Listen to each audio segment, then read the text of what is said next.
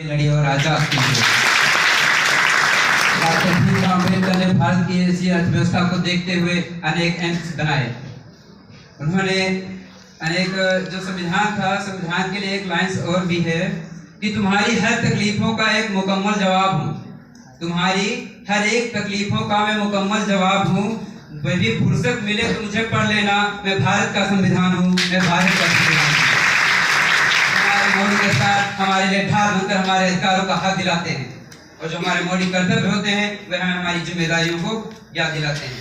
हमारे जो भारत के मौलिक अधिकार हैं वो संविधान के 3 भाग में अंकित किए गए हैं।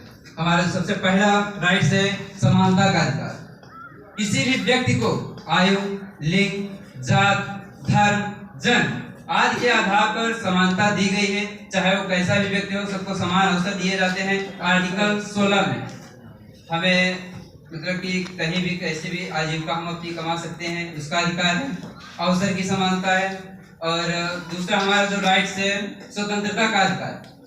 हमारे देश में किसी भी बच्चे को, किसी भी युवा को, किसी भी व्यक्ति को अपने लेखन, भाषण और भाव व्यक्त के द्वारा किसी का भी विरोध करने का, किसी का भी समर्थन करने का भरपूर अधिकार है। वो हमारे आर्टिकल 19A का में दिया गया है। भाव व्यक्ति और भाषा का अधिकार, स्वतंत्रता प्राप्त है उसकी। तीसरा हमारा शोषण के विरुद्ध अधिकार।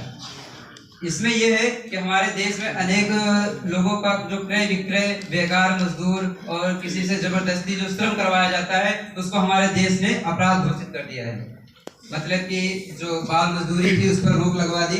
इसीलिए 14 वर्ष से कम बच्चों को कहीं पर भी नौकरी के लिए नहीं रखा जाएगा, चाहे वो संकट की घड़ी हो, चाहे कैसी भी परिस्थिति हो।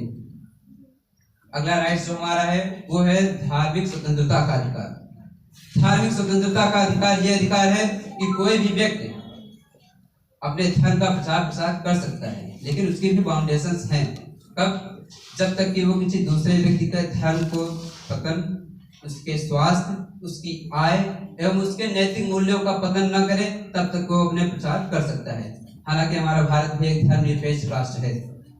हमारा भारत धर्मनिरपेक्ष राष्ट्र इसलिए है क्योंकि वो सभी धर्मों को स्वीकार करता है। यहाँ पे बहुत सारे धर्म हैं और सभी लोग यहाँ पर धर्म के ही अंतर्गत बटे हुए हैं। धर्मनिरपेक्ष का मतलब ये नहीं कि धर्म विरोधी राष्ट्र, मतलब सभी धर्मों को मानने वाला देश है। धर्मनिरपेक्ष का मतलब ये नहीं कि किसी एक धर्म को उठाकर प्रधान कर दिया जाए तो वो धर्मनिरपेक्ष नहीं होता। यहाँ पर सभी को समानता दी जाती है, सभी को पवित्र माना जाता है। ये हमारा धार्मिक स्वतंत्रता का अधिकार हुआ। इसके बाद आता है शिक्षा और संस्कृति का संबद्ध अधिकार। हमारे देश की जो भारतीय परंपरा, संस्कृत, शिक्षा, ये सब जो थी वो धीरे धीरे विलुप्त होती जा रही थी, जिसको बचाने के लिए हमारी भाषा, लिपि और संस्कृत, इन तीनों को संजोए रखने के लिए भारत के हर एक युवा की जिम्मेदारी है कि वो इन सबको संजोए रखे। उसके बाद सबसे लास्ट जो हमारा आता है संवैधानिक उपचारों का अधिकार।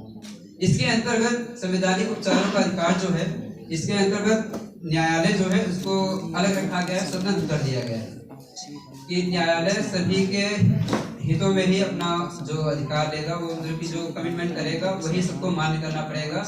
उसका जो मान किया है वो न्यायालय। अब हम बात करते हैं धार्मिक कर्तव्यों की। हमारा जो भारतीय संविधान था वो 2 वर्ष 11 माह 18 दिन में पूरा हुआ।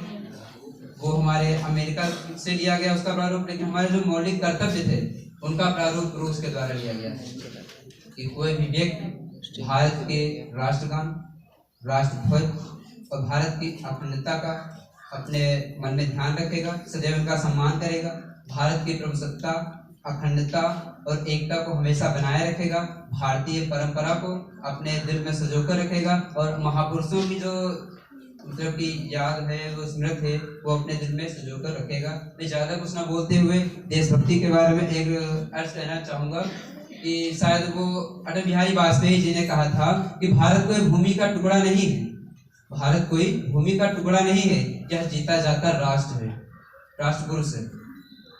यह अर्पण की भूमि है, यह तर्पण की भूमि है, यह बंधन की धरती है, यह अभिनंदन की धरती है। यहाँ की नदी नदी हमारे लिए गंगा है और यहाँ का कंकड़ कंकड़ हमारे लिए संकट है। अगर मैं जीऊंगा तो इस भारत देश के लिए और मरूंगा तब भी इस भारत देश के लिए। और मेरे मरने के बाद